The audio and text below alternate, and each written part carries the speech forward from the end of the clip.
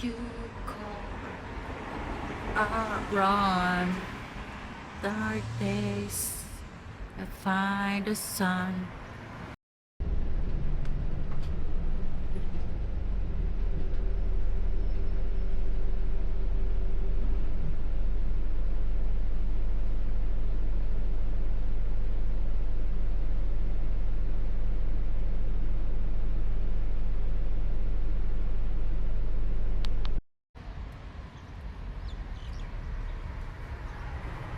You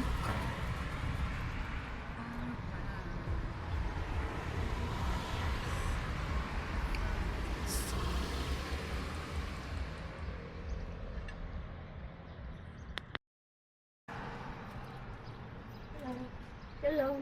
Shalom. Philippine? כן. עבודה? מה? עבודה? יש לי עבודה. שכנה שלי רוצה עבודה. מטפלת. יש מישהו? עכשיו חברה? עכשיו אין. אני מחפש חברה לשכנה שלי. אין? אין. אוי. סליחה. לא נורא. גוד. Dark days.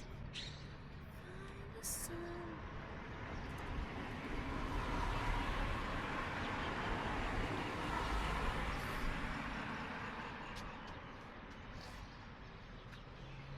You call out dark days.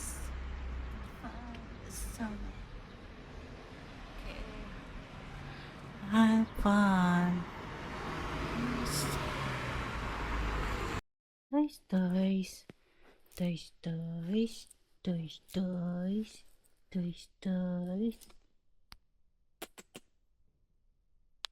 Ay, kakatapos ko lang nag-part-time. Ano bang problema ng mga mayayamang tao? Bakit wala silang cash? Hindi ako binayaran today. Kailangan ko pa naman ng cash kasi meron akong babayarang paluwagan today. Today na yung pinakasagad na date. Anong gagawin natin? Kakainis. Pero sana bayaran niya ako mamayang gabi. Kasi hindi ko na talaga alam paano ang gagawin ko sa mga bayarin. Talaga namang alipin tayo ng pera. After ng isa kong part-time, so naglinis ako ng bahay. On the way naman tayo ngayon sa aking relief, kung saan mag-aalaga tayo ng matanda. Ang ganda dito, para siyang Baguio, alam mo yun, Baguio vibes. May pine tree, parang Baguio talaga, lalo na pag winter, malamig.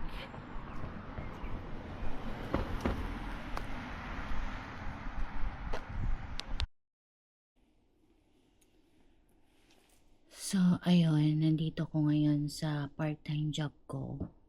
Dito, medyo makakapagganda-gandahan tayo. Kaya lang may problema ako kasi wala akong dalang damit para sa dinner. Ito lang. And then, hindi ko naalala na ang damit na to ay crop top. So, kailangan ko siyang i-try doon sa aking pants kung anong itsura niya. Isasama kasi ako ng dinner mamaya. So, andito ko sa part-time ko na okay naman maginhawa. At least, hindi ako zero. At least, hindi ako mazi-zero bago magbakasyon si Indiana. Kasi kailangan kong mag-ipon ng pondo para mapunan yung mga ibang pangangailangan namin this month ni Mark. And marami pa kaming babayaran talaga. So yun, naghahabol ang ating new girl. Kaya buti na lang mamaya may hugas pinggan. Actually, nagplancha lang ako ng hair ko at naglagay ng konting makeup para ma-feel ko naman yung mood, yung maiba yung mood ko ba. Kasi palagi na lang ako mukhang chime-aa sa aking pagpa-part-time. So, kaso yung damit ko, nagsusumigaw yung bilbil ko. My gosh. Try ko yung pants, kung anong itsura. Yan, mali pa ako ng choice ng pants today. Kasi sin talagang hindi na ako makapag-isip. So, yan, yung bilbil ko, kitang-kita. So, hindi ko to pwedeng isuot. So, nag-decide ako mag-t-shirt na lang. Pwede naman tong t-shirt ko. Nasuot ko kanina. Plain lang siya. Saka maghugas lang din naman ako ng pinggan kaya ako isasama dun sa dinner. Pero syempre lalafang na rin ako, di ba? Sana may steak ulit. Oh my God. Alam nyo ba na ito yung second to the last na labas ko. Tapos makukulong na naman ako ng 1 buwan dahil magbabakasyon si Indiana. So, hindi tayo makakalabas. Mabuburyong tayo sa bahay.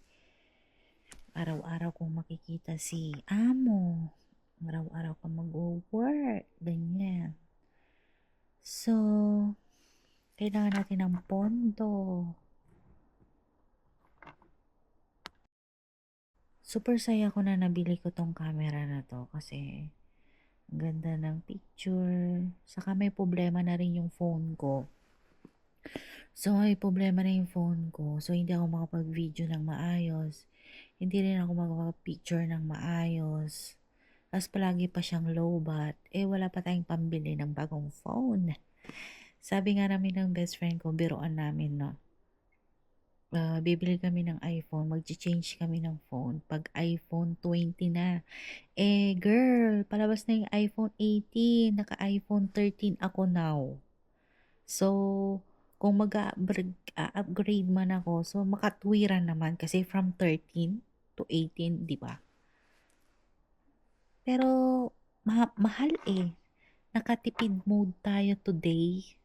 I mean, not only today, pero pinag-iisipan na yung mga bibilihin ngayon dahil ayoko na magstay dito ng Nag-iisipan ko na ngayon yung mga binibili ko at kasi kailangan ko mag-save for the future. Ayoko na dito, ayoko na mag-work. Ayoko nang maging alipin. Gusto ko nang magnegosyo. Gusto ko naman ako yung boss. Alam mo yun? Gusto ko nang maging ako yung boss. Balang araw.